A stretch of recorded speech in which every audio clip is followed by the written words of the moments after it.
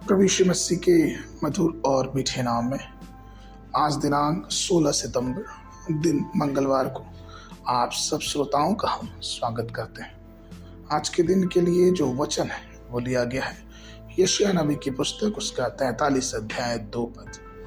जब तू जल में होकर जाए मैं तेरे संग संग रहूंगा, और जब तू नदियों में होकर चले तब वे तुझे डुबा ना सकेंगी। जब तू आग में चले तब तुझे आँच न लगेगी और उसकी लौ तुझे न जला सकेगी। प्रियो, मूसा और इस्राएल के लोग एक बार जब लाल समुद्र के किनारे खड़े थे, लगभग 20 लाख लोग पानी के सामने अर्थात समुद्र की लहरें जो गरज रही थी उसके सामने वो खड़े थे। लेकिन हमारा परमेश्वर सिर्फ एक छड़ी अर्थात मूसा की लाठी के द्वारा एक बड़े सामर्थ्य के काम को करता है और समुद्र का विशालकाय जल 2 भागों में बढ़ जाता है। प्रियो, फिर वही इस्राएली यरदन नदी के पास आते हैं। उस समय धाराएं इतनी तेज थी कि यरदन नदी की जो पानी की लहरें थी वो उफान मार रही थी। इस समय उन लहरों को मृत्यु की लहर से भी संबोधित किया जाता था। लेकिन जैसे ही परमेश्वर के सेवक याजकों का कदम उस पानी पे पड़ा, उसी क्षण उस पानी का बहाव रुक गया, मुड़ गया।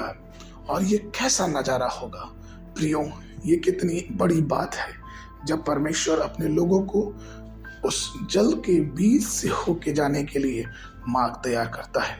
यशायाह नबी की पुस्तक उसका 30 अध्याय 20 और 21 पद कहता है, और चाहे प्रभु तुझे विपत्ति की रोटी और दुख का जल भी दे तो अभी तुझे उपदेशक फिर न छिपे, और तू अपने आंखों से अपने उपदेशकों को देखते रहोगे।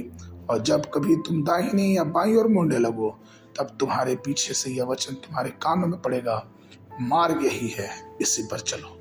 प्रियो, हमारा परमेश्वर जल से मार्ग निकालने वाला परमेश्वर है। हमारा परमेश्वर हमारे जीवन की लड़ाइयों को शांत करने वाला परमेश्वर है। हमारा परमेश्वर जीवन के विपरीत बहने वाले एक एक लहरों को रोक के उसके भीतर से मार्ग निकालने वाला परमेश्वर है। इसलिए आइए उस महान परमेश्वर पर अपने जीवनों में विश्वास करें, क्योंकि वही सत्य है और वही जल में मार्ग निकालने वाला परमेश्वर है।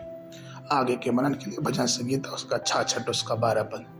तूने घुड़चढ़ों को हमारे सिरों के ऊपर से चढ़ाया, और हम और आग और जल से होकर गए, परंतु तूने हमको उबार के सुख से भर दिया। बाइबल अध्ययन के लिए सुबह के समय नीति वचन उसका 25 और 26 अध्याय, संध्या के समय 2 कुरिन्थियों उसका 9 अध्याय।